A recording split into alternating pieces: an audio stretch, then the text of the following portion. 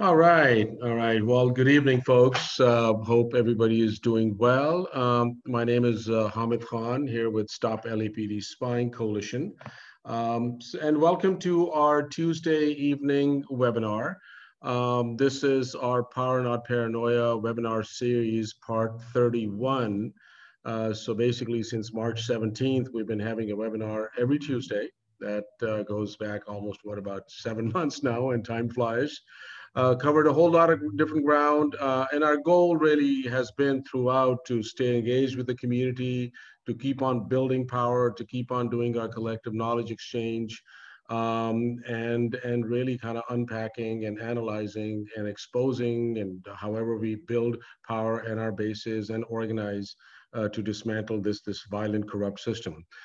Today is our general meeting, but today is really a special meeting as well, because we're going to be doing a little bit of a deep dive in some of the stuff that we are doing, and it would be where the we're going to be doing two things. But we're really happy to have Ramsha Sajid, who is a student at UCLA and finishing their grad school, but also a fellow at the Stop LAPD Spying Coalition or during the summer in helping us unpack and expose all the surveillance and intelligence gathering at the Department of Children and Family Services. Why this is important is that that the Stop LAPD Spying Coalition has been mapping out the broader stalker state, the information sharing environment within various public sector, private sector, law enforcement, various agencies. And as in this political moment, we've been talking about, from abolition to defunding to reinvest to divest, it becomes really crucial for us to identify and to examine and do a close scrutiny of what are we reinvesting in? What are we asking for? And are we walking into a trap? Are we walking into other agencies which are an extension of the carceral state, which which different ways continue to gather information, to continue to criminalize communities all over the place as well. So with that said, a couple logistical things. Many of you have joined in, and unfortunately, because of stuff that has happened in the past, because we've been Zoom bombed, so we are keeping everybody on mute. Hey, Lemika. So we're keeping everybody on mute, but also you want to keep it very open and continue to have full participation. So so please type your information in chat. If you want to mention something or share some comments, well, we'll be opening up for collective conversation as well. Similarly, the chat's going to be only going to the host, because we have been also Zoom bombed in chat as well. So we've been kind of dealing. Hamid, you're muted. Yeah, Hamid. It just got muted. Oh wait, oh my gosh. Somebody was like, shut up and get to the things, like, you talk too much. So with that, I'm gonna pass it on to Ramsha, and who's gonna speak about their research and how and what did we find. So Ramsha, please go ahead. Thanks, Hamid. Yeah, I'm gonna get my screen share ready.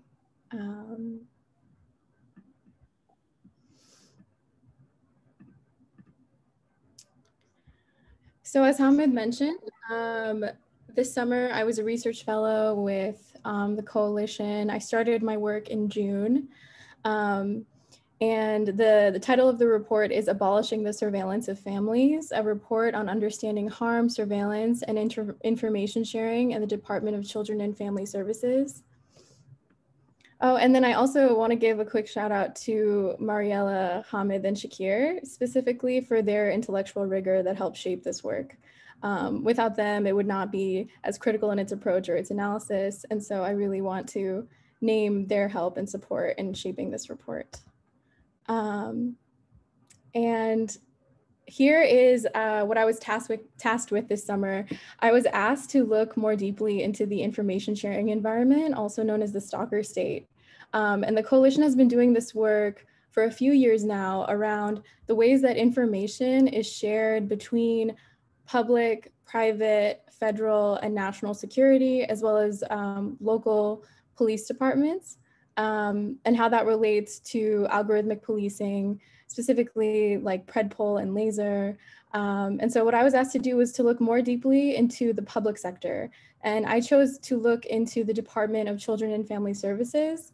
As someone who was a youth organizer for a few years and was a restorative justice practitioner, I saw firsthand the ways that the Department of Children and Family Services, and specifically police officers and social workers, failed to adequately respond to harm with the youth that I worked with. And so I was really passionate about diving more deeply into how policing and surveillance work specifically within this sector.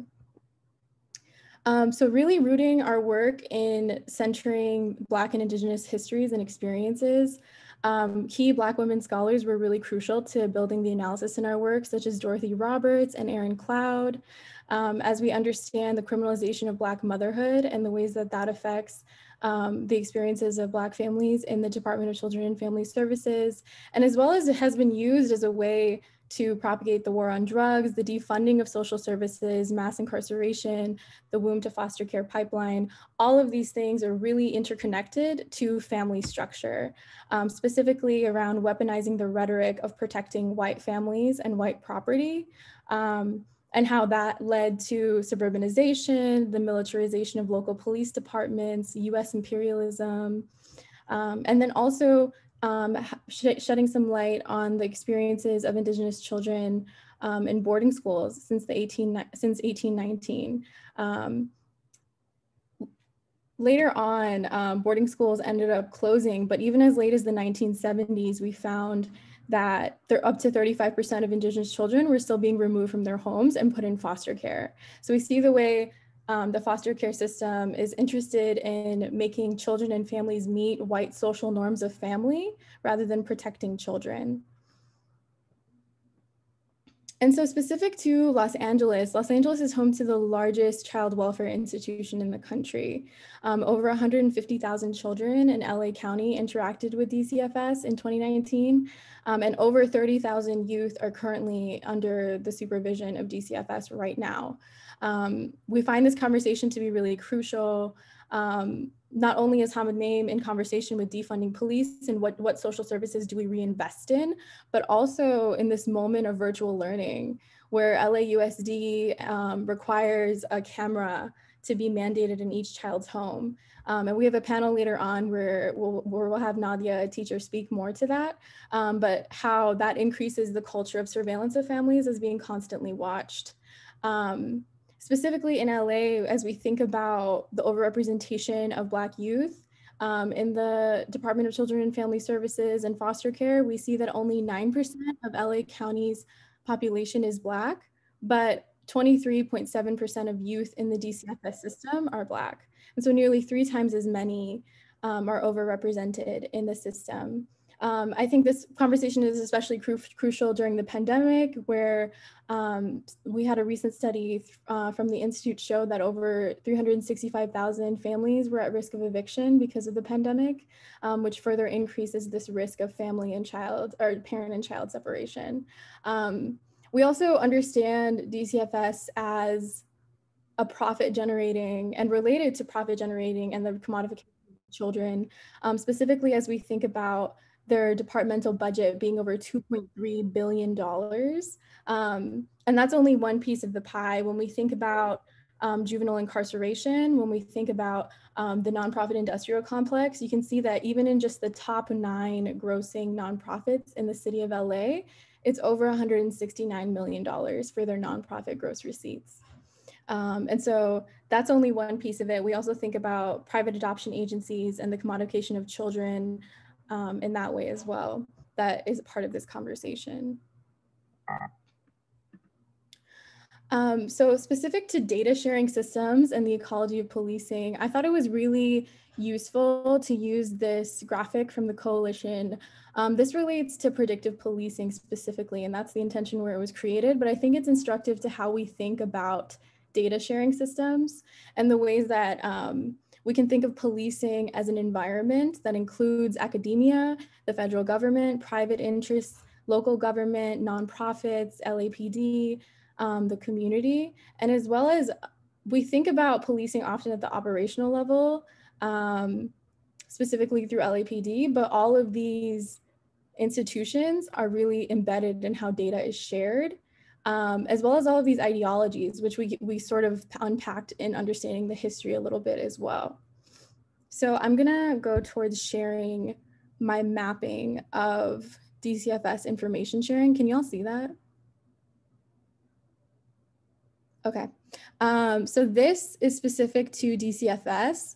I started mapping this by looking at how social workers, mandated reporters, and police officers report instances of abuse or neglect. And so using that same algorithmic ecology framework, pinpointing LA agencies, LAPD, federal agencies, carceral institutions, and private entities, as well as nonprofits and academia that are all interconnected, and how information is shared and how algorithms are created.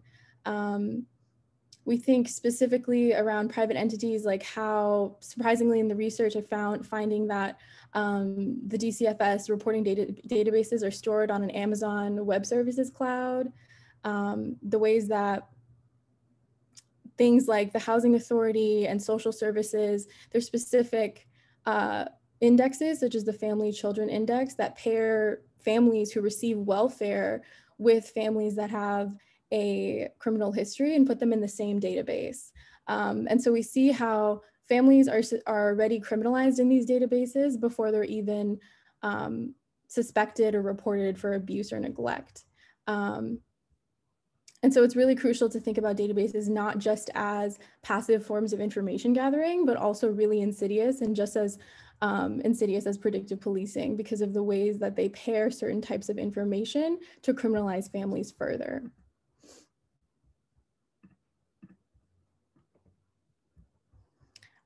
So predictive analytics in child welfare currently, social workers use the standard decision-making tool. And so the standard decision-making tool is an algorithm developed by the University of Southern California, as it was named in the previous chart. And the standard decision-making tool does safety assessment, risk assessment, and a few other assessments in order to understand the risk of abuse or neglect within a family based off of certain factors. They use really vague definitions of neglect, such as consistent hunger, broken windows in the home, an underweight child, things like roaches in the home that really criminalize poverty. Over 30% of Dcfs cases are due to neglect. And so within this understanding, we know that cases of neglect can be really related to how people understand poverty based off of the standard decision-making tool. But we know that low-income people don't neglect their children more than rich people do. And we know that Black families do not neglect their children more than white families do. And so really the metrics that they're using within this predictive analytic of automating child welfare further criminalizes Black and brown low-income families. And so in the research, we asked Dcfs social workers, do you think the standard decision-making tool is unbiased? And 100% of them said that it is biased. Here are some quotes that really stuck out in the work that they said, which was, children of color get removed the most, particularly our young boys, because there's bias around what the behavior represents. There's not an understanding of what trauma looks like in our community and how our families and children are impacted by trauma. I think this quote is really important and instructive to thinking about how social workers are continuous co-conspirators with police, the ways that they are not trained. Often in this conversation of divest invest, we say bring more social workers into communities instead of police because they're trained to deal with trauma, but even social workers are not necessarily not necessarily trained on how to deal with trauma. Especially as it relates to different communities and communities of color. There's also another quote that speaks to how we need to work on how we view poverty and the rights parents have to their children. And then lastly, Dcfs is trying to make SDM work, even though it can't work for all of us. So much is still up to the social worker's discretion.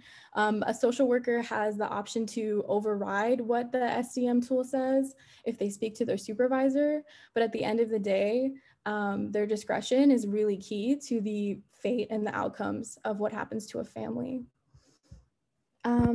So with that, I want to speak more to our panelists who are here today. Maybe y'all can introduce yourselves and start by answering the question of how do you see policing and surveillance in child welfare show up in your work or your personal life?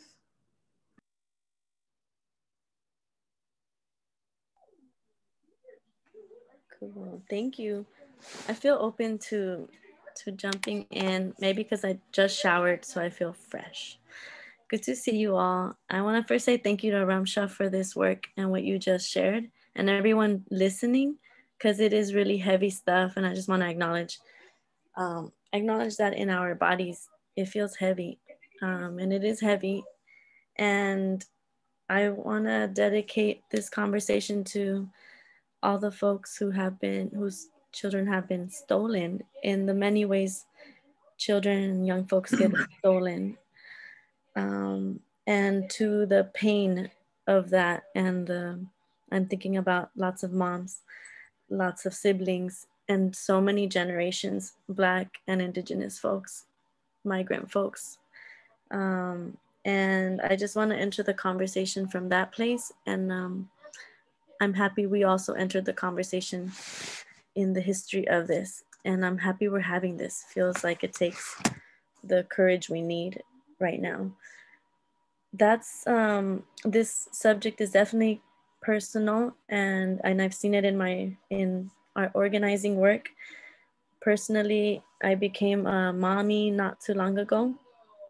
In the last 3 years, I helped bring out 2 babies into this world, and I'm doing the hard work of raising them. And in my journey of being pregnant and birthing, I learned a lot about these systems and how easy it is set up for them to steal my babies. And that possibility is a daily reality for many of us. And for me, it has always felt related to being someone who's actively organizing. And this is a weapon of the state because it really destroys families. And I can only imagine being in that situation and how I would respond. In our coalition, I helped do work called Our Data Bodies. It's a project that was born from the coalition and work that was done in multiple cities: LA, Detroit, and North Carolina, Charlotte. And in doing interviews based here in Skid Row and Los Angeles, many of the people who I interviewed had their children taken, stolen, and many and all of the folks who were participating were surviving conditions of poverty, were Black folks, brown folks, migrant folks, undocumented folks, folks who are Black and organizing.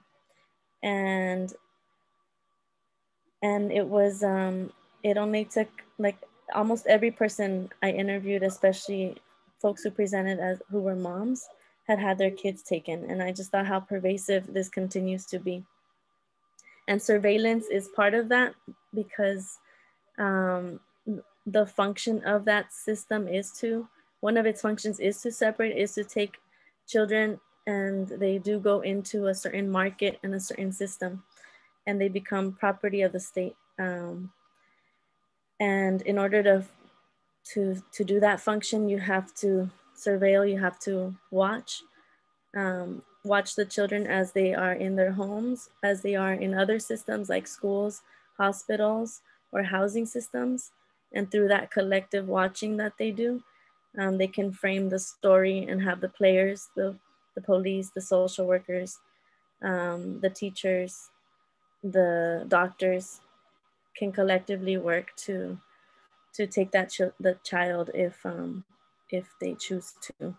And that's all I want to say for now. And thank you for the conversation. Look forward to having it with my friends and colleagues, whoever's filling in, Nadia, Jamie, or Sylvia, and folks on the panel. I'll go ahead and jump in. I also was feeling fresh. I just showered before this too, so I was feeling that too, Mariela. Hello, everybody. My name is Nadia. I'm a teacher. I'm a high school teacher with LAUSD, and been working with youth for over 15 years now. And now being a teacher, I mean, this is something I've always thought about, like Mariela said, from a young age, and then my own experiences. But I think I'd like to just answer that question sort of in my capacity as a teacher. And so, you know, yeah, I think I see this play out in a lot of ways. I see it, which is nothing new in terms of Black students being pushed out. My school is 90% Latino, Latinx, and 10% Black. And so, so I see the push out that happens. I've heard what colleagues, the way they talk about students, particularly Black students as well. And so I'm coming from it from that perspective. And even now, you know, our school is now doing a Black Students Matter, you know, initiative, but it's like, look what it took. And even then it's still, whenever we have like faculty meetings or certain, you know, whether it's like town halls, like it's just very, like feels very rushed and not as prepared. And so it just makes me think, you know, is this being done, you know, to just sort of really cover their asses, right? And I think the answer is yes.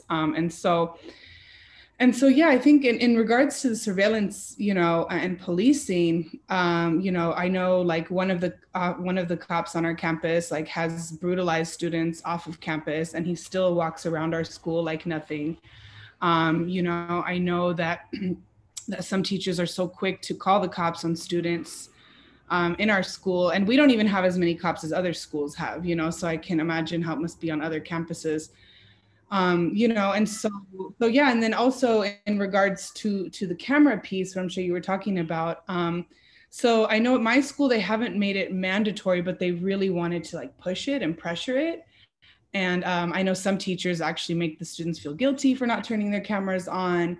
Some teachers are offering points, which is like really unfair because a lot of students are in different situations.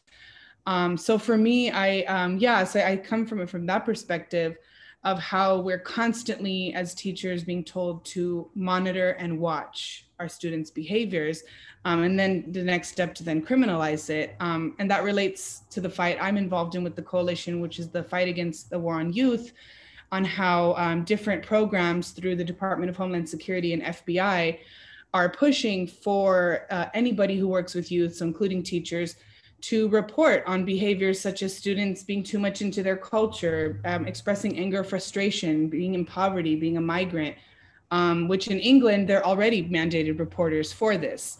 So knowing that this is where it's headed here, this is one reason why with the War on Youth fight, we're pushing against that. So I'll just pause there. I know you have more questions, but yeah, I'm happy to also be here sharing space with good folks.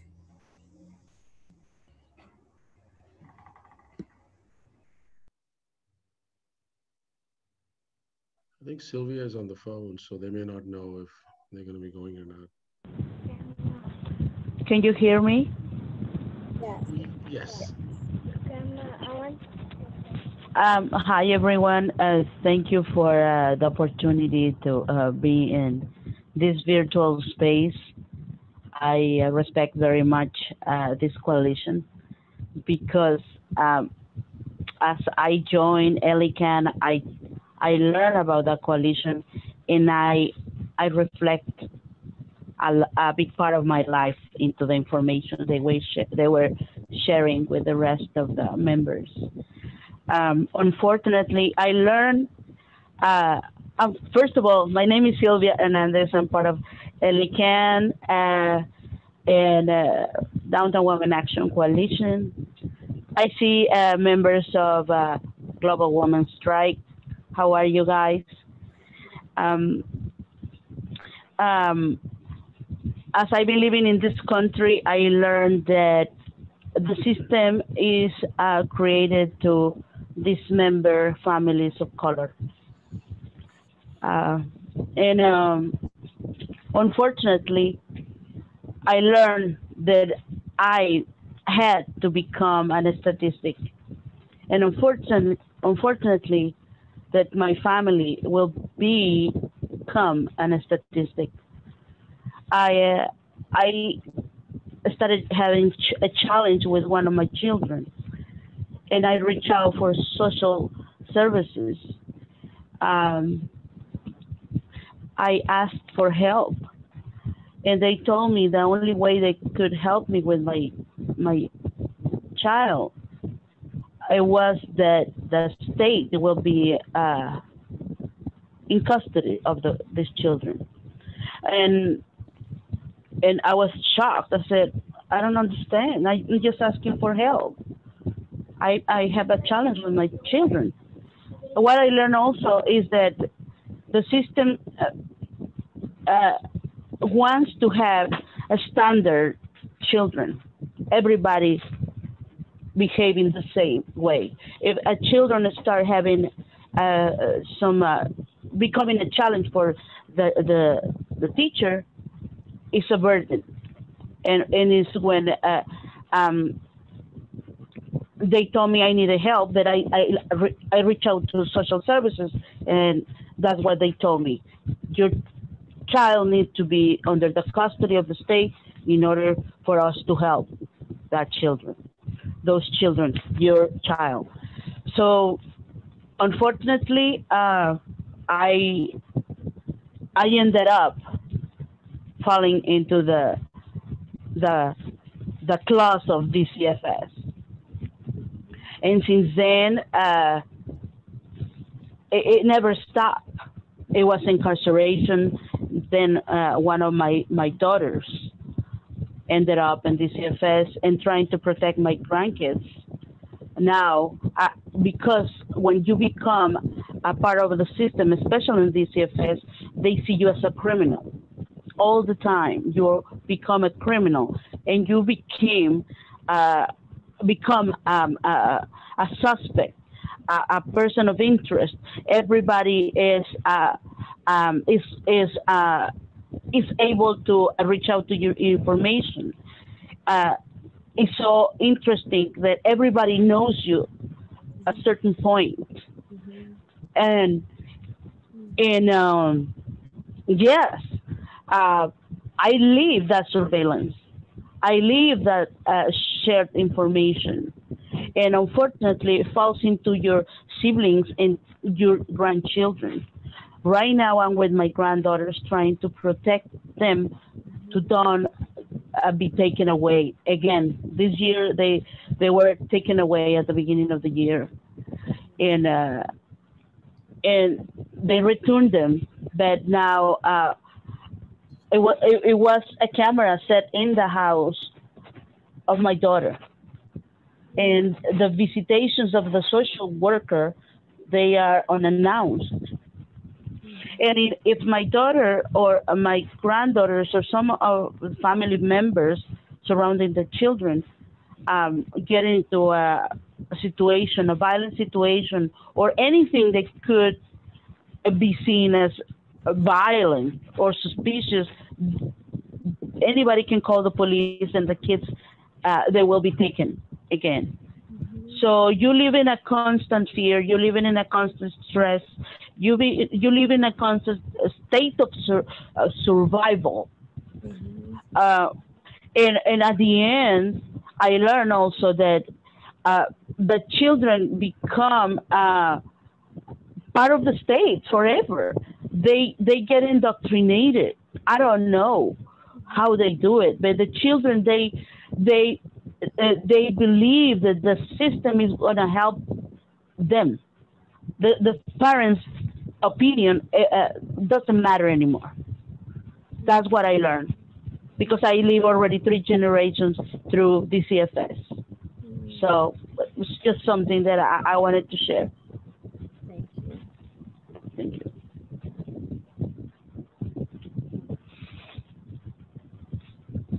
So I'm not sure who else is on the panel, but I'll go ahead and share.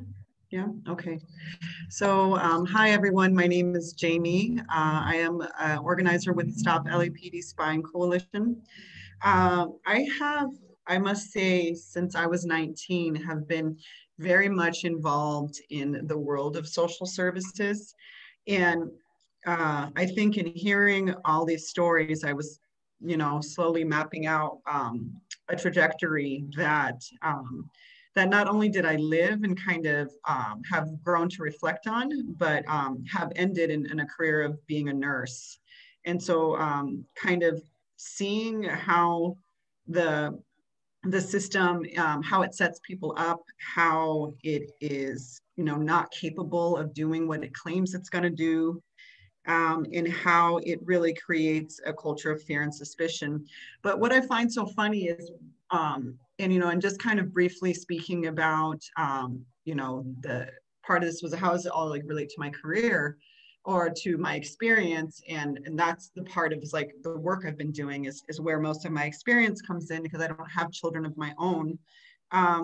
But when I was 19, I started working in a home that was from a ranch that was called LA Retarded Center. And this was a ranch that was located in Santa Clarita, right before Santa Clarita was known for, Stevenson's Ranch and, all these kind of track homes. And it was a place where in the 1950s, doctors told parents who had children with disabilities to send their children to these institutions to be raised. And so when I had come into the picture, when I was 19, I was working in a home where now these children were now 50 or 60 years old and so capable and competent and just not even, just beautiful, brilliant people. And I lived with them in their home just to make sure that we could get all our daily living like tasks done. And that was the endeavor of the state to say we can integrate, right? We can integrate children with disabilities into the world. They don't have to be taken away, and we don't have to encourage the abandonment of children and the placement of them into institutions. So from there, I discovered the separate schools for disabled children. And that's where, and I feel like this all kind of interrelates to social services and Dcfs, and the story continues where these were children with severe disabilities. And of course, there was not an integrative policy where children with severe disabilities where they, sometimes they inflicted self-harm, sometimes they, scream uncontrollably. There was lots going on. But what was interesting again is that the state separated, there was no resource, it was underfunded, and there was very little training, in the teachers' aides, the teachers' assistants that would come into the school to help. And what I found from this area, and I spent a long time learning about how to work with children with autism, and grew to really understand and just be fascinated by these children. And from there, I discovered that there was actually people that made homes for children, again, in the place of the state, making an opportunity for families to abandon their children in a home. So this was like a home where you could leave your child if you didn't want them to be at your house anymore. And so I experienced a lot of families that decided they didn't want to live with their severely disabled child.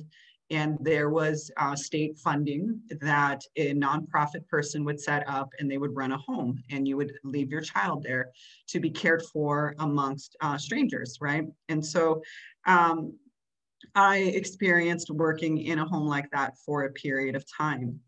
And so that was with disabled children. And then what I started to realize that the state does, and I also was what they called a child care worker, is this terminology that they start to categorize children as severely emotionally disturbed. And so this is kind of the realm that you get into where you start dealing with children that the state is either putting in orphanages, children that are in transitional housing coming out of Children's Youth Authority. So from that point, I worked in a facility that was supposed to be for gay and lesbian youth who traditionally in the 1980s, when a lot of youth were running away from home, especially in Hollywood, this particular facility opened up several homes for youth who were running away so they could have somewhere to live. They eventually became integrated with the state and somehow started to be transitional homes for children coming out of Children Youth Authority. And for those folks who don't know what Children Youth Authority is, it's like prison for children. It's not juvenile hall, it's actually like a prison for children for longer sentences. So what was very interesting, again, it was no resources, right? Very little food being available, underfunded as far as activities to even integrate and start to transition the child or the person into living on their own, coming out of jail. And then also very, very little training. And so much of what I did during that time was my own personal schooling in psychology, my own personal understanding of what autism was. And I think at this point, I started to, and for this particular facility, I and a couple other folks started to identify massive amounts of abuse that was happening, right? And so I say this again because the state makes these claims that they can intervene and they're going to provide, right? So they're underfunded, there's no support, there's all these different kinds of things that are going on that they claim they're intervening in. They're creating moments for families to just abandon their child, where they're not even creating moments to grow and to learn and to bring in your child into your life. And there's everything that people have been speaking about very clearly about, you know, the stealing of children as well. Anyways, we worked and we actually got that facility shut down because there were staff sleeping with children. There was staff providing drugs to children. And at that point, I did everything I could to make sure that they could not run anymore. And so I left that job and I was like, okay, you know, I was at my wit's end to seeing all the different things that were going wrong. And, you know, being young and thinking that somehow I would impact the world by being involved in social services, you know, and being involved in helping children that didn't have families. And I think that's how it was framed, right? Because these were children that, you know, didn't have too many disabilities that family members didn't want. And there's ways that it gets shaped, and, you know, I don't want to kind of go on for too long, but I think the very last experience I had was what finally turned the corner for me. And when I started to become more actively organizing was when I worked at the very first orphanage that ever existed in Los Angeles. And I'm going to name it right now, so hopefully this doesn't get out. They'll come back and sue my ass. The orphanage is called Maryvale, and it was actually located in Boyle Heights. And these are a bunch of nuns that came all the way down from like Panama and came all the way up into the US. And so Maryvale, and eventually by the time I worked for Maryvale moved into Rosemead. And they were an orphanage, right? They were taking in abused children. And when I went in for that interview, that was the thing, right? And some of the cases that I had to get ready to, you know, prepare myself to work in the milieu with these children, they were shocking. It was some very shocking stuff that I was reading. But then as I got to know the children, and the grooming started to happen of the staff to not trust the families, to monitor the parent, I'm sorry, I'm taking too long. Let me wrap up. So anyways, I'll stop there. I got it, Hama, sorry. Thank you so much. Thank you so much to all four of our panelists. I just want to name just as Mariela said, the level of heaviness and trauma and violence in those accounts. And that definitely we view this as a space to not only name those, but to also discuss the ways that we can create regenerative responses to harm against young people. I want to also make some space for folks in the community who may have things they want to add or share, or if they have had personal experiences with Department of Children and Family Services, make space for them to share. I also want to name that Victoria is here, who's a PhD student and a colleague who will be continuing this research. So if you want to share anything as well, you're very welcome to.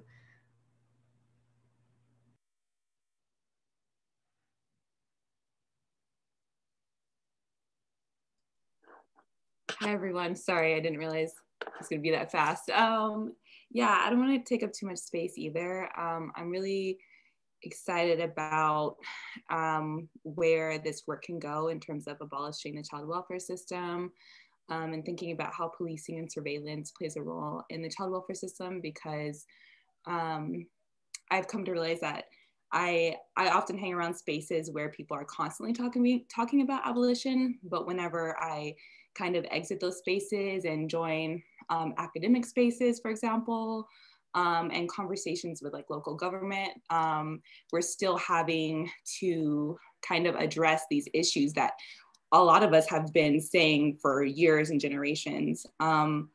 My father grew up in the child welfare system.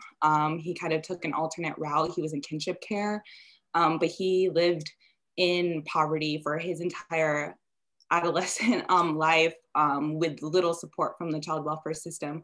So although he wasn't ripped away from his family, technically, he lived in horrible conditions and they were not at all in assistance to that. So I'm really called to this research personally. I think a lot of us, just speaking for people within like the Black community, we either have been affected by the system or know someone who has been. So it is really something that is important to talk about within this defund the police movement, and how child welfare plays a role. So I'm excited. And yeah, I'm super ready to learn from everyone within the community and from Stop LAPD Spying. So thank you. Thanks, Victoria. I know Lamikia and Chris are here from BLMLA too, who have been organizing against Dcfs as well. If either of you want to share anything or any of your thoughts. Yes, hi, my name is Lamika Castillo, pronouns she, her, hers. I'm an organizer with Black Lives Matter in LA. And yeah, we've been actually put into, first of all, I should stop and say thank you. I was distracted because right when Rumsha said my name, I was trying to get my baby together because he was going over and trying to get into the dog's food. So apologies, but thank you so much for all of this amazing research that you have put together, for the great work that Stop LAPD Spying Coalition has been doing, because this is so critical. BLM is definitely aware of all of these issues. As Victoria just mentioned, if you're a Black person anywhere in the country, but especially here in Los Angeles, you either have a personal connection to the child welfare system, or, and I don't even know what we call a child welfare system, right? Because it's actually a child abusive and family, it rips families apart.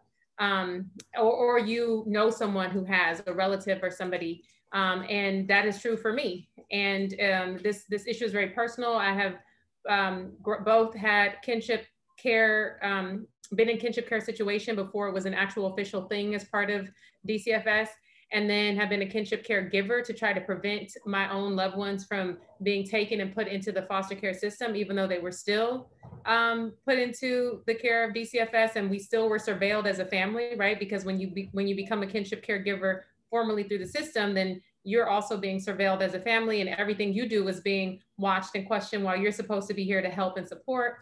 I've also been a foster parent. My husband and I have been foster parents to a child where we had to basically intervene because of the partnership between Dcfs and the police, to the extent that on Christmas morning last year, I had a social worker show up at my home when we were the family that was caring for this child in foster care, and the social worker lied and said she was coming with her quote unquote partner, and the partner were two police officers, LAPD officers, and not only were they police officers, they were the two police officers that arrested the mother of the child that we were taking care of.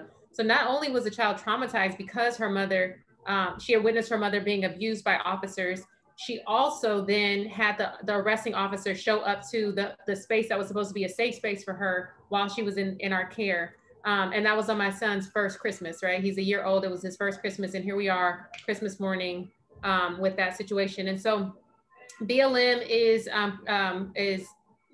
doing the work of building a coalition to reimagine child safety and to end these partnerships between law enforcement and PD. Now, we recognize that similar to what you all have mentioned here in the data, that the surveillance is not just LAPD. There are all of these overlapping systems that are operating together, and Dcfs is a part of that. And so we're looking at what does it look like for us to address all of these different layers. And we're starting with the Ending Law Enforcement Partnerships as a campaign.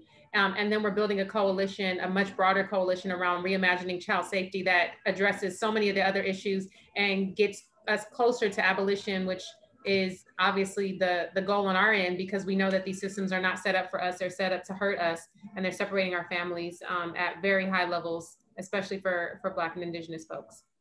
So thank you for including us. Hamid is a good friend for many years, and honored to be here with y'all. We have other BLM members who are chiming or are listening in, and we also sent out the email to all of the organizations that have been involved, either wanting to be a coalition member or supporting the campaign to end law enforcement partnerships between with DCFS. So I said a lot, and I'm not on the panel, but I appreciate the opportunity to speak. And I'm going to turn it over to Chris, who is my co-lead on building out this coalition and the campaign work. Thank you. Hey, everybody. First of all, Hamid, thanks so much for inviting me to be a part of this awesome discussion. You know, as soon as it kicked off with the panel members just introducing themselves and just introducing the data and the stats, I said to myself, this is right up my alley. This is what it's all about right now. I am a lawyer for parents. I represent parents at Los Angeles Dependency Lawyers. And I help to, as best as I can, try to keep the families together or reunite the parents with their children if they've been detained. And one of the unfortunate things that I can say based on my experience is just how easy it is for a child to be detained and how hard it is for a child to return to that home once they're taken away by DCFS. I won't repeat too much of what Lamika already said regarding what we're doing in the movement right now as far as the campaign and the coalition that we're trying to build. But you know, I'm just so just proud of everybody for feeling like that this is an important thing that we should be talking about. You know what I mean? Because it really is. Keep on going. Thank you. Thank you so much. I want to screen share just one more time, just to share regenerative responses to harm piece that is part of our report, as sort of a call to action and also a call to imagine different ways of responding to harm against youth in ways that are really survivor-centered and remain rooted in the needs of imagining and reimagining the economic, material, structural, and spiritual violence done to our family members. And so part of this is thinking about reparations, creating family and community response, prevention through education, breaking cycles of trauma and intergenerational harm, systems of care without surveillance, free long-term support, and free immediate care. And this was inspired by the work of two transformative justice practitioners in the Bay Area, Ignacio Rivera and Aradevi Azad, but also through conversations between folks in the coordinating team and some folks we interviewed as well. And really centering that reparations is really foundational in moving forward as we think about abolishing the child welfare system and creating new structures of care. Would anybody else in the community like to make any comments or have any questions?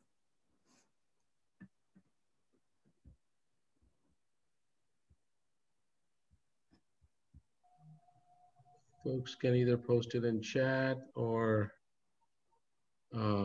raise their hand.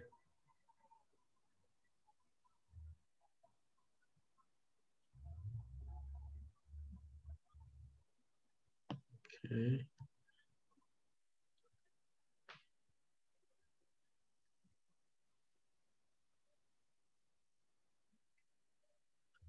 I'm sorry, Neoma, do you have a comment? I don't know if you were raising your hand. Yeah, or Go ahead and unmute yourself. Yeah, I was just gonna say, amazing presentation, great panelists. I've learned so much from Sha, and as you can see from my facial expressions, I just wasn't aware as to how like pervasive DCFS was and the ways that they take and consume. So thank you, and also thank you for acknowledging how heavy this is and like holding space for that. So I greatly appreciate it. Phenomenal. So thank you so much.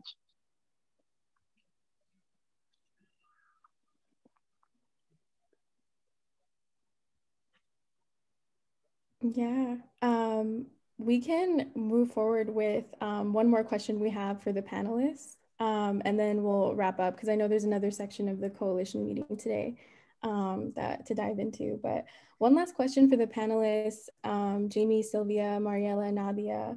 Can you speak to how we can create regenerative responses to harm, or how you see that already happening within our communities, or ways that, because there's no doubting that harm does occur and that children are impacted by it, but what are ways we can do it to make policing and these systems obsolete?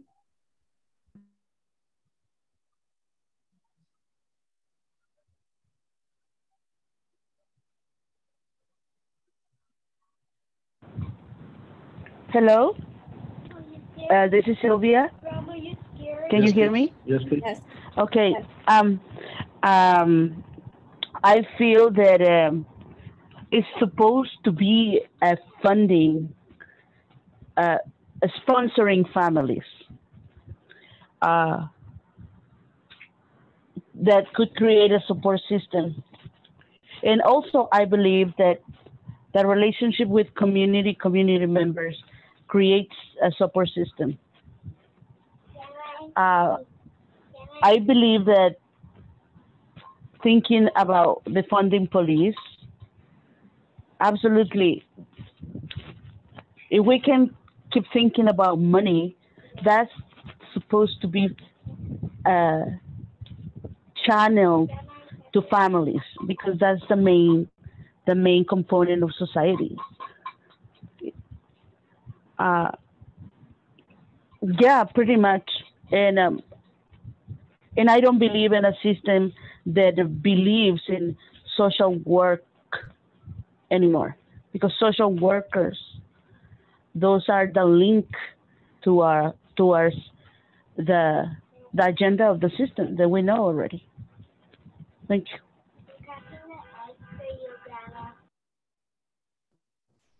Hey, I'll jump in. So I had my camera off and just cooking, so I didn't want to like just be walking around. But yeah, I think you know, I think for myself, like, and this is something I thought a lot about even you know, even before I started teaching, was okay. So if, you know, with mandated reporting, right? And to me, I'm like, for me, I'm like, what are those fine lines, right? And of course, like, if you don't report certain things, you risk, you know, getting fined, you risk going to jail, losing your license. But for me, it's really just not reporting a lot of things. And I'm not sort of incriminating myself and saying, oh, if I see this, I'm not going to report it. But I think what ends up happening is that teachers and people who work with youth end up over-reporting, right? And so for me, it's really kind of pushing that as much as possible. And of course, you know, I imagine folks here aren't thinking this, but to other people said, oh, well, then you're just gonna let whatever happen. And it says, no, but what else can we do? And so for me, that's one step, is reporting to DCFS as little and as much, the least we can. I think the other thing is also just building one-on-one relationships, which I think in general is good, but especially with our students, because what that ends up happening is it at least creates that trust. But if they feel that, oh, any little thing they might share means that you're going to go report or you're going to call the cops. So for me, I think that's another way, as well as building those one-on-one relationships with our students. You know, because I know one of my colleagues who we think very similar, she did have to recently go to DCFS because on the Zoom, on one of the Zoom things, like, it was just really clear what was going on. And so I remember she talked to me, she was like crying. She's like, I don't want to do this, you know, but it's like, but the students saw me see this. So like, what do I do, you know? And she said it was a really, really awful experience because from the beginning, the person she was had to report to and talk to at Dcfs right off the bat was like already like putting the blame and criminalizing the family.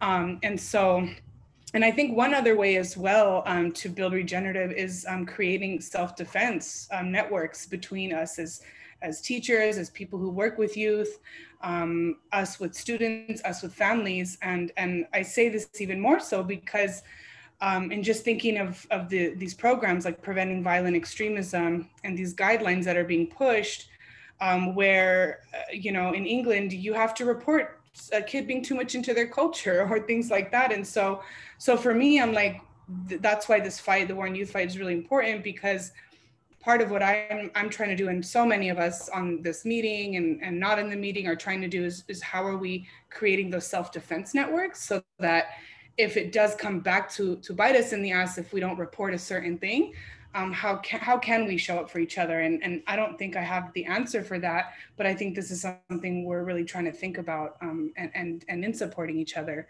And then I think the other way is calling out our colleagues who just who over police our students.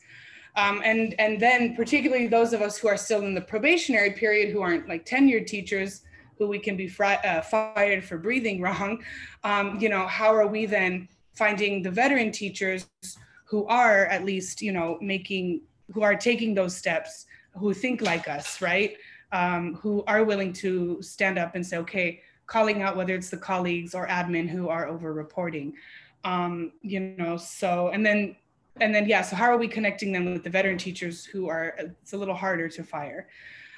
So, you know, and yeah, and just flat out calling out racist things. We had a teacher at my school who she had police officers come in and present in her classroom. And one of the students he had brutalized was right there in the classroom. So, you know, it's just, yeah. And I remember I gave her a lot of shit for it. And other people did as well. So, so yeah, I think, yeah, those would be a few ways I can think of it is, and obviously not over reporting our own students, but really taking that extra step in calling out teachers who are over reporting and calling the cops so many times to their classroom, you know, and really, and even when they do the random searches as well, which of course the fight was won, but unfortunately not in every school, it's not banned. And so in my school, they still do that. And I remember telling the admin, you know, like, first of all, this shouldn't be happening. And second of all, if you're gonna do it, please don't come in and just flip my lights on and say, hands on the desk. I'm like, it scared me, it scared my students. So yeah, those are just some things I have in mind. Mariela and Jamie, before you go, just had a quick question, maybe to weave that in the last couple of minutes that we have. And the question was that that how can we move towards reparations for stolen children and broken families, as well as we were talking about regenerative processes. So if you all can maybe just briefly address that. And we got about 3 minutes. Oh my goodness.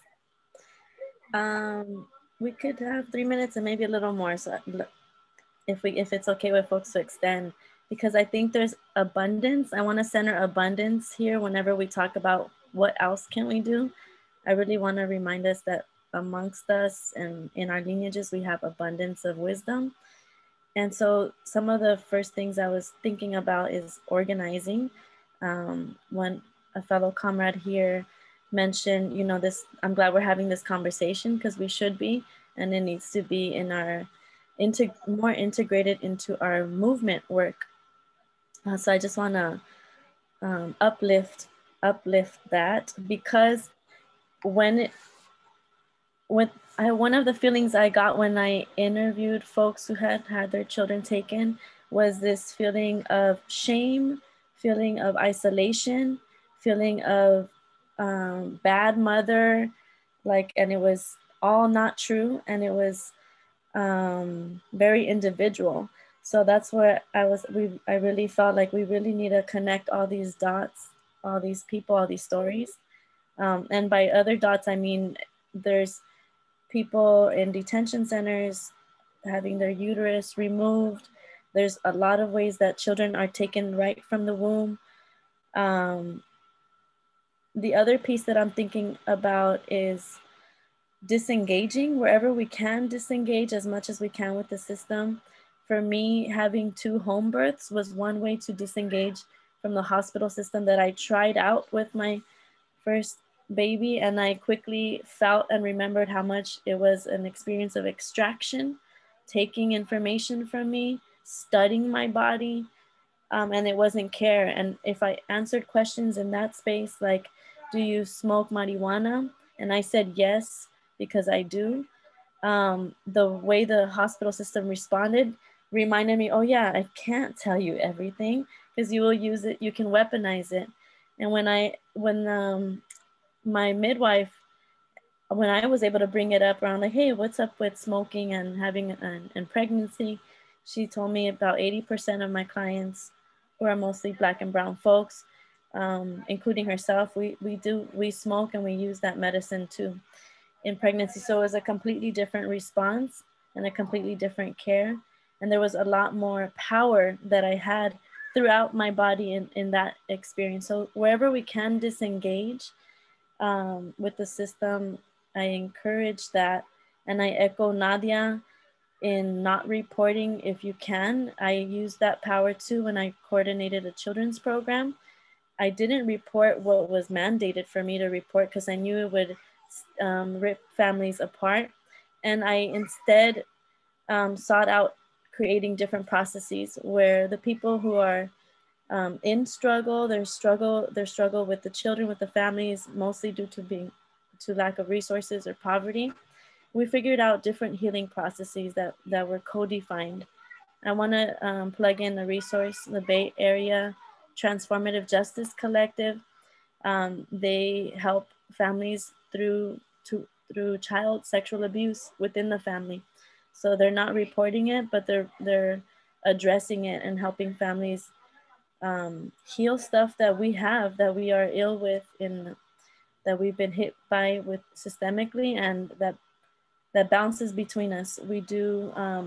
We have been harmed, and we harm amongst ourselves and our families, and it's supposed to be healed. It's not supposed to be exploited, criminalized, and further harm. And reparations is something that came up in our alternatives conversation, or because so much harm has been done, and there's still a deep need to acknowledge and to face that very nasty history, and give back, reclaim resources that will help also prevent more harm between us. There's more to say, and I want to give as much space to Jamie too, or as much as you need. Thanks for listening, everybody, and contributing. Yeah, thank you. Everything that everyone's sharing, I think, has really been everything that I've been jotting down and thinking about. But, you know, one thing that I was thinking a lot right now is that so much of the carceral systems and carceral tech and carceral, you know, existence really lacks humanity. And so I think if as we move towards reparations and we move towards changing things, it is going to take a large movement that integrates disability justice, poor people's movement, grounded in abolition, and really about building community strength and community power. Because I feel like there is nothing we can do until we start doing that, because the system is ever present. So without a movement that is exposing, you know, these harms, that is creating space for, you know, if there's social workers out there, you know, the only way we can, you know, get people to kind of come to a conclusion of what they're doing is creating that space for people to start to see that engagement, for exposing the systems the way they are. And so I'm just really excited that that there are movements, many movements that I'm seeing here of people who have been doing this work, people who are continuing this work, deep diving into this work through the lens of surveillance.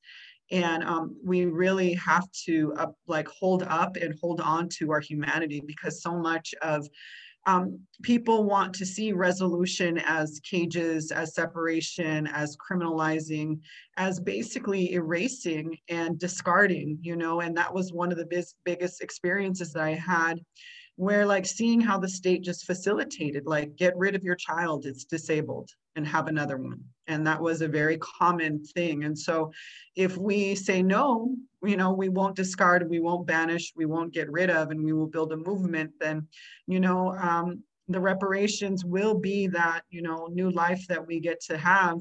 And we will be able to, you know, provide us with the abundance of resources that are there, that, you know, everybody needs to thrive. You know, I came from a very, when I was growing up, my mother was very ill and she was violent, you know, and it was scary sometimes, but she also is very different now, very different, with resources and with hope, and with folks coming in very, very different, you know. And so just the thought that people can change, you know, that we aren't just, you know, we aren't just our selves all the time, that, you know, we have humanity, I think is one thing that we really have to hold on to with all this. But thank you for letting me share and be on the panel. I really have appreciated this. Thank you so much. And thank you to our panelists for their shared vulnerability and helping build and understand from your personal experiences.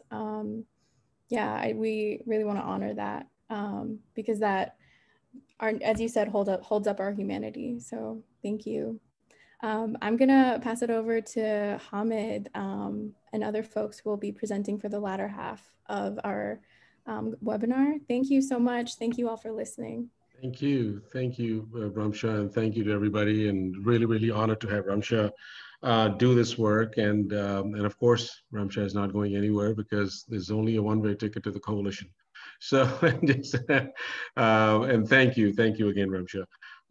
So in that, the flow of this conversation, the next part of what we wanted to do today was to kind of lift this and start seeding an ongoing conversation around what we are hearing out these days around defunding of policing. And as an abolitionist organization, you know, we've kind of, in full disclosure, we've kind of struggled with that call as well, that how does it affect our journey towards abolition? Does defunding take away the oomph for abolition? Does it take away, does it water down abolition? Or is it rooted in starving the beast? So, you know, so that's how, like, what kind of tactics and strategies. So for that, you know, we were also honored to have been joined by our partners at Free Radicals, who've been really been working with us on the algorithmic ecology and other pieces as well. And really honored to be in the same space and unpacking and analyzing this deep dive, particularly in the LAPD budget. So I'm going to pass it on to my comrade, Sophie, who's going to just kind of just help us walk through the next 45, 50 minutes of this conversation around the budgeting process. Awesome. Thank you, Hamid. And I also want to say again, thank you to Ramsha and all of the panelists from the previous part of the meeting. I think that everything that you're talking about with Dcfs is actually really relevant to what we're talking about with the budget, when we're talking about, you know, if we want to disinvest from the police, what are the areas where we want to reinvest in, and what are areas, are there any areas of the city at large, right, that we actually think can be creating community care, or whether or not, or what the areas that we want those alternatives to be is outside of the state. So, and thank you also everyone for sharing. I know it's very vulnerable and personal too. So as Hamid mentioned, I'm with this activist collective called Free Radicals. We worked with the coalition, have been honored to work with the coalition on the Predpol fight before, and then as Hamid mentioned, building out together the algorithmic ecology and having these conversations around data and algorithms and the LAPD and surveillance at large. And today we're talking about specifically this defund surveillance campaign that we're currently working on, focusing on defunding the LAPD surveillance budget. So I think we're just going to go over a little bit of kind of the general gist of the campaign, and then I'm gonna have a couple of the other folks who are working on the campaign answer some of those questions personally that Hamid had mentioned around, you know, how does defund fit into this larger abolitionist context? And then we'll share a little bit of the work that we've already been doing, and then get some feedback, and if anyone has questions or comments. I think, as I mentioned previously, we had worked on the campaign to dismantle Predpol, and that was very much focused on dismantling one specific program. And right now we're thinking about how do we kind of fit into this larger citywide and national conversation around defunding the police a little bit more broadly. So I'm going to start off actually with asking Hamid to talk a little bit about that context. So passing it back to you, Hamid. Thank you. Well, I mean, I think the idea of defunding, and as we have noted, this has been going on for many, many years. Particularly, you know, groups like Youth Justice Coalition and other groups have been kind of just building this whole process where young people had been doing their own research, that what would if such percentage of their budgets taken away, what would it look like? If 1% of the budget or 5% of the budget, you know, how that money can be reinvested into youth jobs, into improving youth lives, into de-escalation workers, into youth centers, and various other things that are directly to, you know, just focused on youth development. And they came up with like that if only like 5% of the criminal justice system in the LA County was taken away, that would at least open up about $100 million for the youth to be invested in. So here we are now, several years later, where there's a big fight going on where the LA County Board of Supervisors also moved this whole charter change in LA County, which has now taken up the shape of Measure J, which would take out at least about $1 billion or so out of law enforcement budgeting and criminal justice budgeting and move into other services as well. But I think the question really remains, and this is where we're going to move into our panelists, as Sophie was talking about, that what does it really come down to on a national level? Because what we are seeing is that we had this big move in LA after George Floyd and during the uprisings, which still continue. There was this whole brouhaha about reducing the monies. Garcetti said $150 million. City Council said $250 million. And in the end, what we saw was $150 million was slated to be reduced out of a budget, which originally had proposed $232 million increase. So $82 million would still go. But when we do the math, most recently, what we are seeing happening is that millions of dollars out of that 150 has already circled back into LAPD, whether it was through the Community Safety Partnership Program or whether it was through body cameras and all of that. So the LAPD is pretty much taking more money. And not only that, they are constantly signing on contracts where now with DOT, they just signed a contract on buses, on dash buses and all, where they're gonna have undercover cops going on DOT and in buses and various other spaces too. So, and then we have also seen that how nationally, where we saw that how Minneapolis City Council sort of backpedaled on where things were, where they had originally announced. We know what the situation with the Seattle Police Department.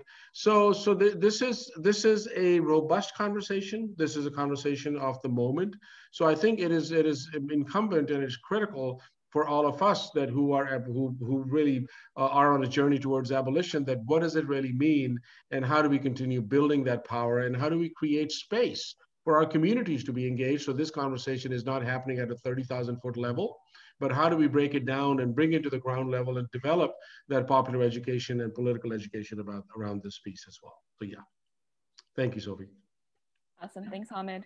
And yeah, as part of that, you know, opening this conversation up to everyone who wants to be a part of it, I think like these meetings are really important for that, especially right now, as many of us are sheltering in place. I think this is one of those spaces where we can have those conversations. And if anyone is interested in getting involved in the work on the budget more broadly, please reach out to us. Everyone is welcome to participate in all these conversations if you're willing to give up several of your Sundays every month. And I think, yeah, going off of what Hamid was talking about with the LAPD budget specifically, one of the things that we've learned is through going over the budget is, you know, in 2010, the LAPD budget was just over $1 billion. And this year it's increased to $1.85 billion. And so what are the ways that the budget, right, can reflect the priorities and the values of the city? Well, if the budget is a reflection of those priorities, it's very clearly going into policing, into surveillance, into these systems of harm and violence. And so, but at the same time, you know, if we think about just defunding certain parts of the, not just of the police, but also of the city, right? If we're just thinking about defunding the LAPD, is that really part of an abolitionist strategy? Can it be co-opted? What are the reasons that we're choosing this strategy as opposed to many of the others that are open to us? And so I want to open up the floor and ask those questions to some of the folks who've been working on the budget campaign. So Akil, Alexis, and Jamie. Let's see, why don't we, I think we had talked about, if you want to just introduce yourself briefly, and then Jamie, I know Jamie already spoke, we'll do Akil and then Jamie and Alexis. If you want to give your answers to the two questions of, and you can speak about either of them, both of them, they're very much related. So why did we choose defunding as a strategy for this current campaign? And then what does defunding mean to you in the context of abolition?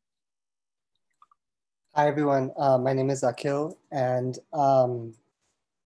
it's a really interesting and complicated question, and one that I feel like I'm still learning a lot about from people who've been doing this for decades and generations.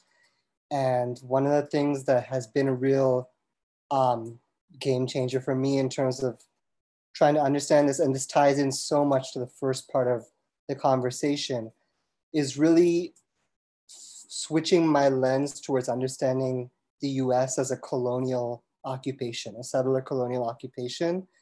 And because of that, you notice that all branches of government are engaged in the work of colonizing. It's not just the police. And, you know, kidnapping children, breaking families is textbook colonialism wherever we find it in the world. And one of the things that I notice is that when you start to see why people in heavily policed communities rightfully see the police as a foreign invading force, abolition is like such common sense.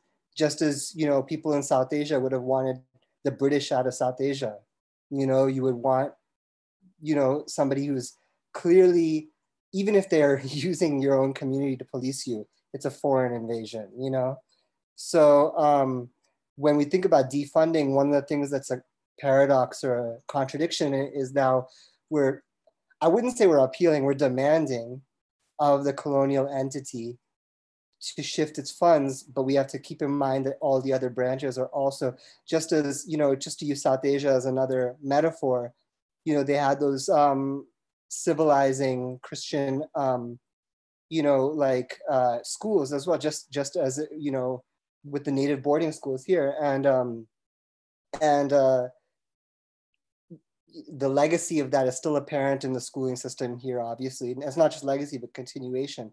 So I think when I had that shift, I realized that one of the things that we have to do when we are navigating this fight is balancing the paradox of knowing that communities are starved for resources and that the police is rolling in all public cash, private cash, nonprofit donations, etc. They have more than anybody could ever need. And at the same time, it's just about like such vigilance about what they're gonna do, because they're constantly like strategizing different, you know, ways to make it happen through different means. So that's one of the things. And so for me personally, last thing I'll say about that is the way that it ends up is we could still completely support and use this fight as long as we maintain the compass of abolition, and as long as we use it to delegitimize, discredit, and weaken the system, rather than giving them an excuse to pat themselves on the back and solidifying it. So it's all about, and not just that, but I think one thing I've learned, especially from Jamie as an incredible leader in this fight is that it's also about building revolutionary community and people power. So it's about the process of doing it and how it leaves people in charge of their own futures rather than just the end result of this many millions of dollars out of the LA coffers, you know? So it's about, you know, what kind of culture and historical agency are we building among people?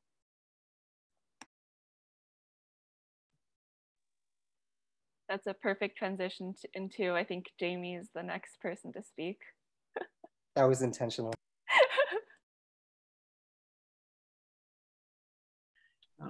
Thank you for that. And definitely a culture of resistance is something that we all build together. And yeah, you know, I think for me, this campaign, I think just as Akil said, it was, you know, it was like something was happening, right? And the imagination of many people was captured, and even the sense of abolition and defund, and there were terms that I think were very like present in people's minds, things that people could grasp and understand. And so as an organizer, you know, those are entry points, you know, and we often meet folks where everybody's at. We want to carry them all the way through abolition and through, you know, viewing a whole different type of world that we can live in, a more humane world. But depending on where people are at, you know, you don't know. And one thing I want to, and you want to capture that, and you want to build with that, and you want to build relationship with that, and you build a movement with that. But I have to say that one thing that I find the most interesting about the defund kind of momentum that we're in right now is really how ahead of time Youth Justice Coalition really is in framing what defunding is. Because one of the biggest struggles we had within the group was exactly as Sophie kind of stated, was that, you know, well, defund to fund what, you know, because we all were already starting to unpack the stalker state, as Ramsha had showed us what the stalker state was. We all were very aware that carcerality was moving into our everyday lives, looking at decarceration and the rise of electronic monitoring. So knowing that the carceral state, you know, was deeply kind of strengthening itself with outside of a prison, outside of a jail. And so one thing when I just reflecting on YJC is, you know, they talk about wanting to take the money, but they don't want to reinvest it in institutions that already exist. They want to reinvest in their own peace builders. They want to reinvest it in jobs. They want, you know, community spaces for youth. And it's not, and so I think that's one of the things that we need to really capture in this moment is how are we creating and funding these autonomous spaces that are really, you know, utilizing things that we need, but on our own terms, and created the way that without the ills that we've identified and the ills that we are exposing. And so, so that's one thing that for me is really important in this whole defund work. And really, I think in the end is exposing, you know, because I think one of the things that became very apparent to us, and I think Sophie had mentioned in a meeting, was the exponential growth of the surveillance budget, which really brings to light what we meant in 2011 when we launched the Stop LAPD Spying Coalition. You know, when the first campaign around suspicious activity reporting happened and people were like, surveillance, what are you talking about? Surveillance. And as we're even tracing back to that time to where we're at presently, you can see that all the money's going into surveillance technology. Like they are prepped and primed and ready to bring, you know, the carceral system, you know, outside where there's every moment of your life is being documented and watched. So I think exposing that is super important. Thanks. And before I get to Alexis, I also want to add on to what Jamie was saying about the surveillance budget exponentially increasing. One of the other folks who is part of this group also works at the city, and one of the things that any city employee is very familiar with are budget cuts, right, for all of the different kinds of services that the city provides. And one of the things that we learned is that over at least the last 10 years, the LAPD budget has never been cut. It's only ever increased, even while, while we're talking about whether or not these other departments of the state are where resources should go. We at least know that they have to deal with audits and with cuts, and the LAPD has just not had to deal with any kinds of budget cuts. And so it's just been increasing. And also the LAPD, as we know from both the panelists and Rumsha before, and also the work that we've been doing, is that a lot of the LAPD's funding is not actually covered in the LAPD, but for example, if the public library system hires some officers, then that actually comes out of the public library's budget. And so we don't even see that in the LAPD's total budget. So all of the funding that's going towards policing and surveillance, of course, isn't even covered by the amount of budget that the LAPD gets that is continually increasing. So I will hand it off to Alexis. Hi y'all, I'm Alexis, my pronouns are she, her, and I'm another member of the Free Radicals, which is an activist collective that Sophie's also a part of. And I think sort of building off what Jamie was saying about like building off of this really incredible moment, like, even just a year ago, talking about abolition seemed really like extreme, and now it's been really mainstream, which is really exciting. And I think an important piece that we're trying to play in this broader moment is how do we make sure that we are still talking about surveillance, right? So I think a lot of public education has happened around like policing at large, but not about the technology and the surveillance systems that the police use. And how can we kind of make sure that when we are talking about these cuts, that we are also cutting the technology? Because how the police are approaching it is they're saying, okay, well, if we are going to decrease our police force, then we're going to substitute that with more surveillance, right? Because that'll make our policing more efficient. Since you cut our police force, we need this technology even more. And the more that we have, like we're talking about the stalker state, that means that every time our car passes an automatic license plate reader, or that we have an interaction with Dcfs, like all of those are actually interactions with the police, right? So we need to make sure that we understand that surveillance is a really important part of this larger project of defunding the police. And then I think also what is really exciting about a defund campaign is that the coalition has gotten really good at dismantling these specific surveillance programs. And I think we had to kind of experiment at talking about the technology budget at large, right? Like, is there a way that by defunding a whole budget that we can kind of not only dismantle multiple programs potentially at the same time by kind of like, as Hamid said, starving the beast, not giving them the resources to, have contracts with these tech companies and implement these technologies? And could we even prevent them from, how they just kind of, every time we dismantle one, they kind of replace with another, right? Can we kind of take away the means for them to kind of put us into this like hamster wheel of new technology after new technology? So, we've never done this before. And I think we're all learning about the budget, and it's purposefully really confusing. And so I think that even more so, that's why it's really important that as a community we learn about it, because, we'll get into our public records request, but it's really obvious that the police don't want us to know. They don't want us to know what they're spending it on.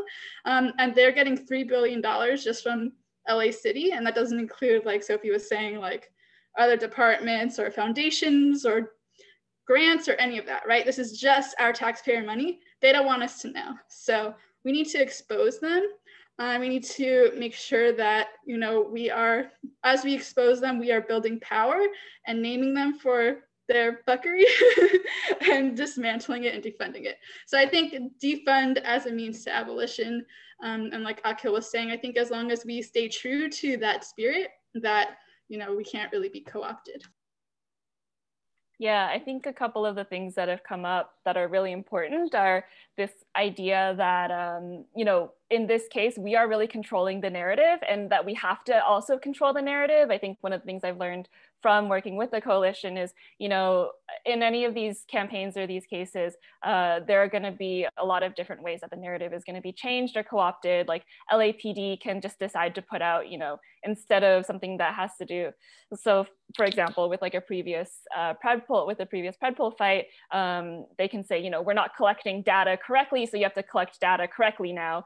And for us, it's not about whether or not you're collecting data correctly, but just that this program shouldn't exist to begin with, right? Or with the mayor saying, you know, the people have prevailed and we're cutting the LAPD's budget by 150 million, when in the actual case is that they're not even reducing the LAPD's budget, they're just reducing the amount that they're going to increase it by. I think we have an opportunity with this campaign to maintain that, you know, we're talking about defunding surveillance, defunding LAPD, and this is always only in service of abolition.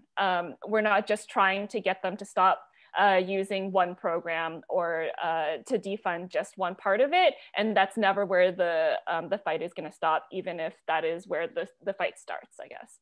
And then also, I think for me, one of the interesting things, going off of what Alexis was saying about going after more than just individual programs and that idea of efficiency, is that a lot of the LAPD's technology budget is in really mundane things, right, that we don't see as surveillance necessarily. So how are all of your records being kept? How are your officers, you know, using word processing systems that are technologies that make it possible for them to do what they're doing and to collect this data, sort this data, analyze this data, and share this data. And going after the budget is a way to actually go after all of these smaller things that don't seem like, oh, like PredPol is a predictive policing program that's very clear that we're going after, is a way to dismantle the entire apparatus of data collection, data sharing, data surveillance that the LAPD and the city have. So I'm going to share a little bit about some of the stuff that we've been working on, just very briefly. And then, as Alexis mentioned, she and Akil will talk a little bit more about some of the Public Records Act requests we filed. So I'm going to go ahead and share my screen. Let's see. All right, can folks see that? Okay, cool. So I want to start off by saying that, you know, when we talk about surveillance, a lot of the time what you think of is just like the technology, right? So on this, you can see it's a breakdown of the 2020 to 2021 funding distribution for the LAPD. And this part that's highlighted in red is the technology support area. And so that might be, you know, where you assume that a lot of the technology and surveillance equipment is going. But actually, of course, what we know is that that surveillance budget is found throughout all of the LAPD.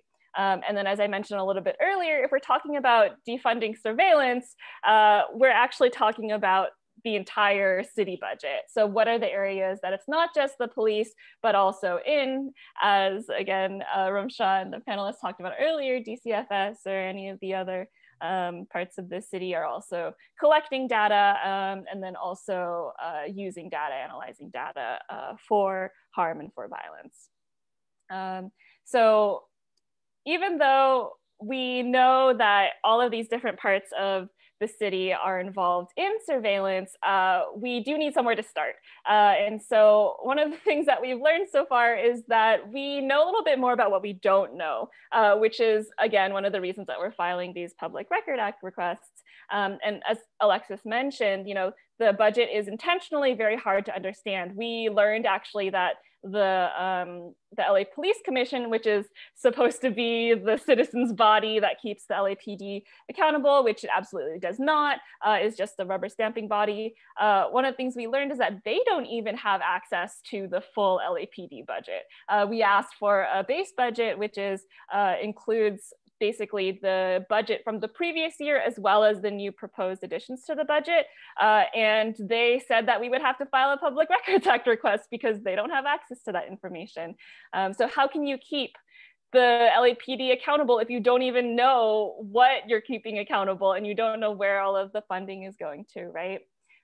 So some of the things that we have been looking into are some of these other documents, and from these documents, we've learned about these different programs, one of which is the one that I highlighted earlier, which is that technology support program. So right now, what we've been doing so far is focusing on this technology support program. And as I mentioned, this is where a lot of the programs that are used to consolidate data and then also to share data are found. So for example, records management systems, different contracts that they have with companies like Microsoft to create these programs that allow them to both collect data and then share data, but also store data. So a lot of the servers that they buy from just, the tech companies that make your own personal computers are included in this technology support program. So we thought that this would be a good place to start to kind of get to understand the budget, because as folks mentioned, we also, none of us, I think, that have talked so far that are working on this project have really any experience with budgets. So also, if you do have experience with city budgets, please reach out to us. We're always in the process of learning and looking to learn from folks in the community as well. And that would be a great help. You can reach out to Hamid. I think he had earlier put the coalition's email into the chat. So we're starting with a technology support program, and we started out with kind of looking at all of the different parts of the documents that we did have and kind of putting them into the spreadsheet that you can't read. Don't worry about it.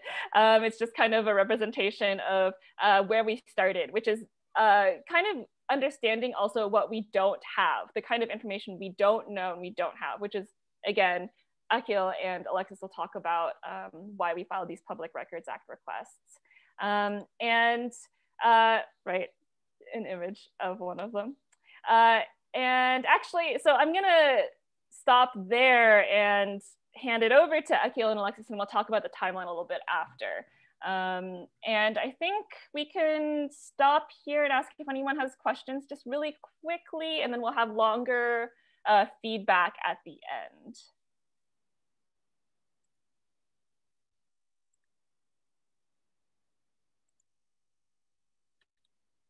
So if anyone has questions, you can send them to Hamid in the chat or raise your hands. And if no one has questions now, we'll have time for feedback at the end as well. So I will hand it over to Akil and Alexis. I know Alexis is actually on the East Coast right now, so it's getting pretty late. So why don't we have them go ahead.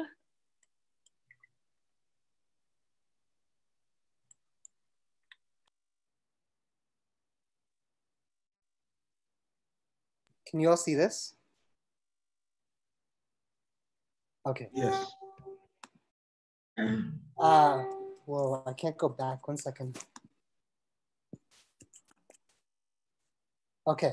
So yeah, some of you may have heard Sophie use this term public records request, and most people might know what it is, but just in case people don't, public institutions such as government departments, schools, universities, police departments, etc., they keep records which are supposed to be open to the public. And we can actually demand these records. Sorry, there we go. I can't see you all in the chat while I had it presented. Can you still read it if it's like this? Okay. Yeah, so you can actually demand these records for free, no matter who you are, even anonymously. You don't have to be a citizen. You don't have to be a resident in the place that you're demanding these records. And they're supposed to be legally obligated to give them to you. And they could be anything from emails from public employees, presentations. They could be records such as contracts with companies, lots of different things. There are a couple exceptions in the law which they use to try to get out of things. There's a lot of different ways they use. They're pretty devious in trying to get out of stuff, but technically you should be able to demand all the stuff and get this stuff from them for free. So we use records requests to find out information about the state and the police, and we also use it as an organizing and political education tool. Going on to the next page. Yeah, so the way that we do it is very different from the way that normally public records requests are understood. Normally the people filing public records requests are lawyers and journalists. Even though anybody can file them, there's this popular misconception that it's very complicated and difficult to do it, but it's actually not. So one of the things that we do that's unique is we don't just democratize it in the sense that it's not lawyers and journalists just doing it, but we also don't make it an individual thing. We actually do it very collectively through focus groups, through meetings together in person or on Zoom. We figure out what we're collectively interested in learning. We craft language collectively, we edit the language collectively, and we submit it collectively. And that actually is really important in terms of how we actually get records back. Because as I said before, the state is really devious in trying to not give you things. So if you bring people power, they'll listen, or we'll force them to listen. The other thing that we do is that we're not just looking for civil rights violations or violations of civil liberties or stuff like that. We're looking for human rights violations, and specifically, we're using this as a tool in our fight against abolition. So it doesn't matter if something they're doing is technically legal. It matters if what they're doing is harming the communities that we're fighting with and for. And then the last thing is that we're not doing it simply for the sake of the goal, but as a part of a process, an abolitionist process of building community power. So on to the next slide. So here's a little guideline for how you can make and submit your own records request. You can screenshot this screen if you want, but basically there's just 5 things that a records request should have, but again, it doesn't even need to in order for it to be legally binding for the state to have to comply. You just have to address the institution. So say, Dear Los Angeles School District or Dear LAPD, cite the relevant law. So if it's a state institution, meaning part of California or which state you're in, then each one will have its own law. In California, it's the California Public Records Act, CIPRA. And if it's a national institution, such as Department of Homeland Security or a fusion center, etc., then you cite FOIA, the Freedom of Information Act, which is the national law. Then you ask for what you want, and there's a real sort of like strategy here of being as broad as you can without being so broad that they'll toss it out for being unduly burdensome, or whatever word they throw at you. You define terms that you think that they're going to intentionally misunderstand, and then you ask them to waive fees. In some states, including California, they have laws that require them to waive a fee. In other states, they unfortunately say it's only a suggestion, and then it limits who can demand records. It's very classist. It again makes it the domain of lawyers. It's really messed up, but we're trying to do what we can within that. And then go to the next slide, please. Here are some tools for how you can submit your own records requests as well. LA City, which LAPD, that's how you submit through for LAPD. There's this website here. You can also Google LA City Public Records Request. And this will give you the little portal where you can submit your request, but you can also see other people's requests.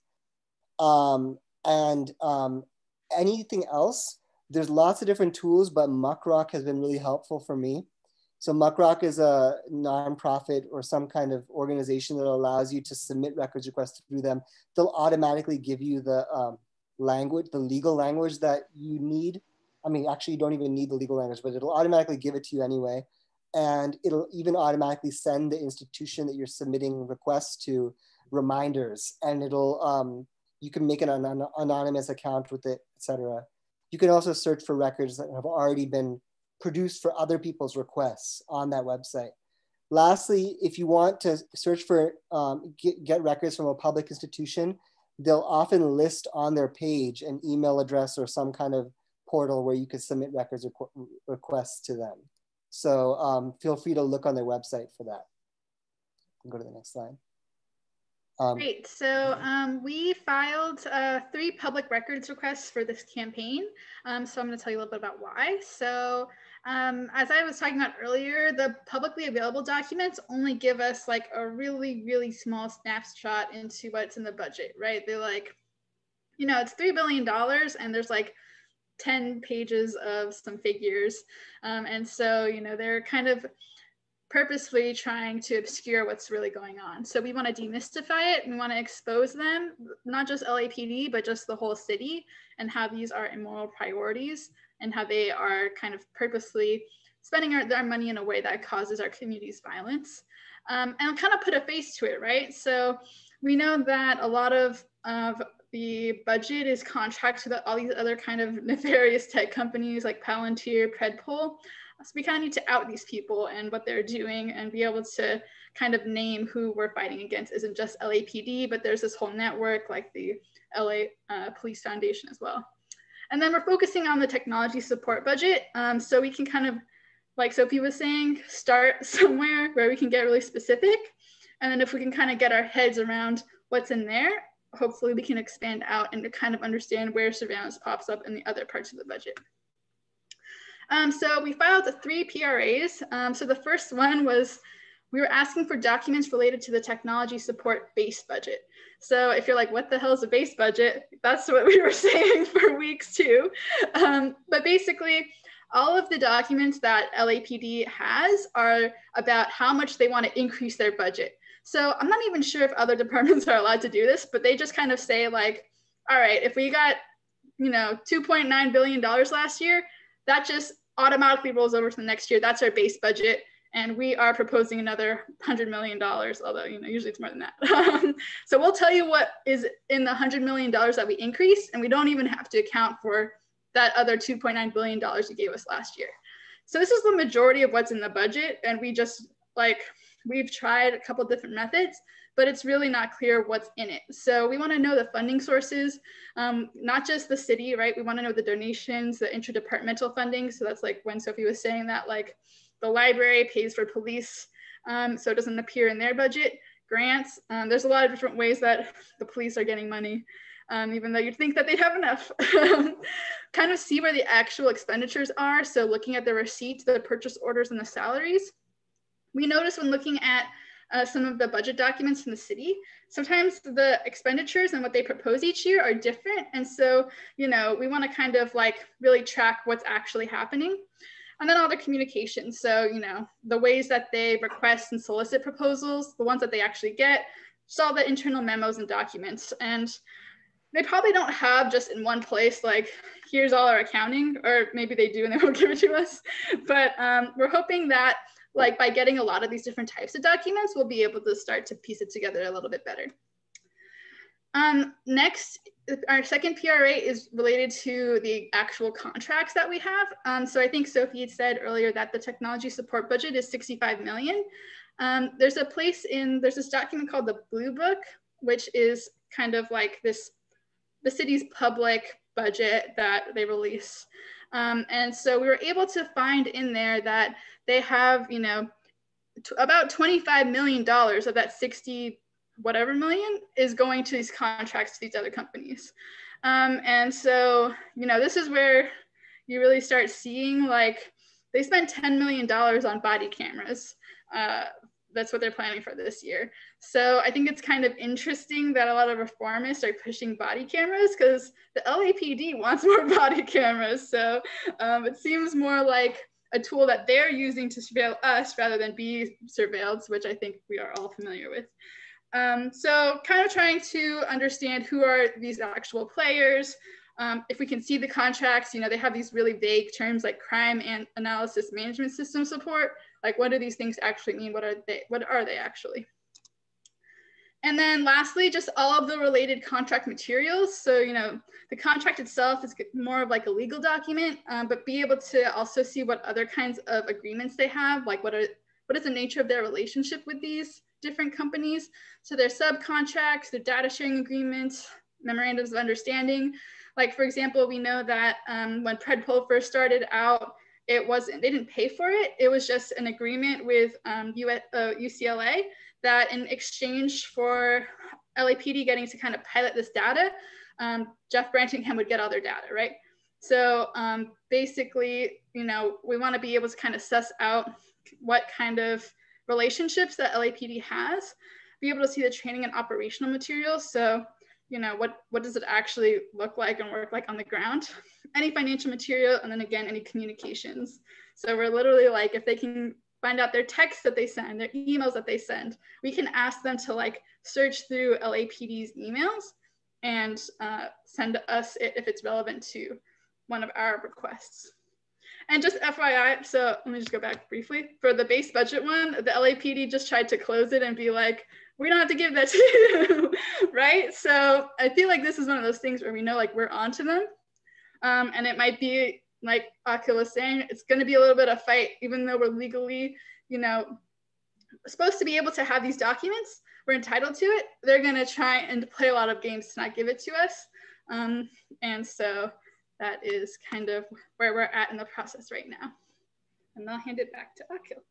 So here's where I ask, are there any takers? Because we basically need help. We need help.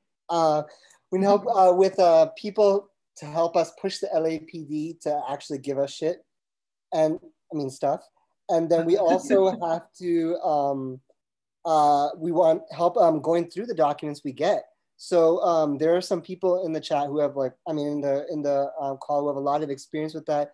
And one of the things I've learned from them is that, you know, it helps to have a bunch of different eyes. People notice different things. And what it looks like in practice is that you'll be assigned a set of documents. You'll be voluntold, and then you'll read through them, and anything you find is interesting, you just put in a separate document that is like, oh, wow, you know, this one, you know, Brantingham said this or whatever. So anyway, we don't know what we're gonna get, but we know it'll probably be really interesting and juicy, and we're gonna use it to fight the LAPD. So if you're interested, please put your name and contact information in the chat, and you will be contacted by your name.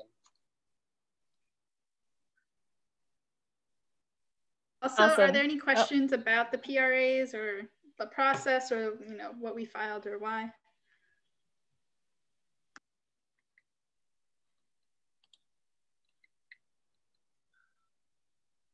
Do you mind putting this I'll hand it screen back down to because I can't see if somebody's raising their hand. I was just asking if you can put the screen down. Yeah, sorry, thank you. I was just saying if somebody raised their hand or something. Yeah, Kate. No, Kate wasn't raising her hand. I thought it was. And if folks have questions, you can put them in the chat or raise your hand, and Hamid, if you can keep an eye out for the hands. I'm just gonna quickly go over, I know we're running short on time, so just gonna quickly go over one last thing, which is a big reason that we're actually here at this meeting today, which is the timeline for the budget process. So let's see, I'm gonna screen share just one slide. So a lot of the budget fight was kicking off in June of this year, you know, as a result of the murder of George Floyd, and then a lot of the uprising that was happening nationwide, this focus on defunding the police. But June is really late in the process. So the budget actually goes into effect on July 1st because at least LA City runs on a July 1st July to July fiscal year. And so right now is actually kind of when that budget process is starting. So in November, usually one of the late November Tuesdays, the LAPD will present their budget to the Police Commission, that body that I mentioned earlier, that's supposed to keep them accountable, but is really just a rubber stamp body, but is a place where, as the coalition, LACAN, all of these other folks who are part of this LAPC Fails group know very well, is a place where you can have your voice, at least there is sometimes a space for it to be heard, and we can make a ruckus and make sure that, you know, it's at least a date where we can mobilize folks. So we'll hear what the proposed budget is in late November. And then there will be multiple points leading up to June at which we can also kind of stage different interventions and different public shamings of the LAPD, of the city, to try and get city council or wherever the budget is at to be changed to represent the actual demands of the people. But this is kind of, we're running short on time, so I'm just gonna kind of leave this up here. If you have any questions about the timeline, you can ask us, let us know. We might rope you into looking at some PRA documents in the meantime. But this is really why we're here today, is because this we're trying to get started on this process right now so that we can have a response to the LAPD in November when they present their budget. So hopefully this has given you a little bit of an idea of that budget landscape, so that folks are prepped when we might have asks, you know, early next month. You'll at least have an idea of what the budget situation is.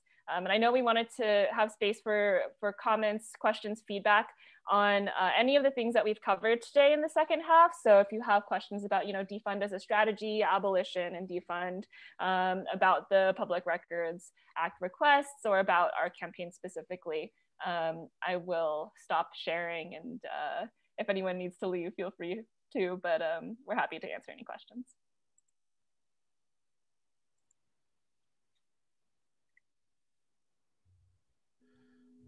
Thank you, Sophie. This was very powerful, and I would also you know, ask folks that sometimes budgeting and numbers and municipal codes and this, that, and the other can by itself. I think it's designed intentionally to be complex. It's designed intentionally to keep people busy trying to decipher all of this stuff. But it really, the bottom line is that this is the financing of state violence. This is the financing of these systems of white supremacy. This is the financing of capitalism and settler colonialism. So how do we engage ourselves? How do we expose it? And how do we fight back? So we've reached the time, and please, if we are asking folks to please join this, because we are going to end up getting a whole lot of documents. So we need a whole lot of help to go through those documents as well. And particularly if you like numbers, join us. This is a numbers fight as well. So with that, I want to thank you all very much on behalf of the coalition. Quickly, an announcement about our next Tuesday's meeting, which is on October 27th at 6 o'clock. We'll be on data-driven policing, and with the campaign that our comrade Jamie Garcia is leading. So Jamie, do you want to give us a quick snapshot of what are we expecting on Tuesday? Hey folks, so we're going to be hosting our webinar. This is really our share out. We have working groups that meet the first Monday and third Monday of the month to talk about data-driven policing. We're working on a mapping project that's looking at correlating real estate development and predictive policing programs, particularly 2 predictive policing programs that we dismantled. So we'll be looking at that mapping project, talking about land and policing.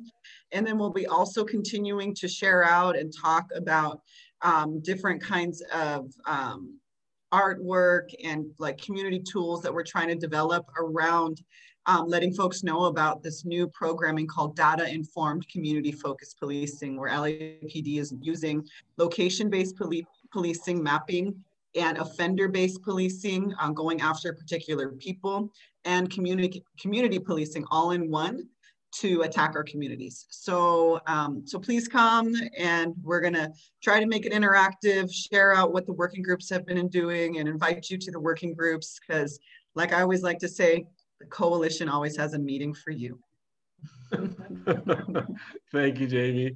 With that, just want to thank everybody for their presence, for just you know, just bringing power and building together. So a lot of awesome knowledge was being exchanged, and let's put it to work and let's put it into action, because we will win. We will dismantle. We will abolish. Not today, not tomorrow. Next generations. Uali is already gearing up for the abolition of the police state and policing in all its forms. So, you know, here we are. So come and join the fight, and hopefully we'll see you all next Tuesday at 6 o'clock on the 27th. Have a good night, be safe, and be healthy. Thank you.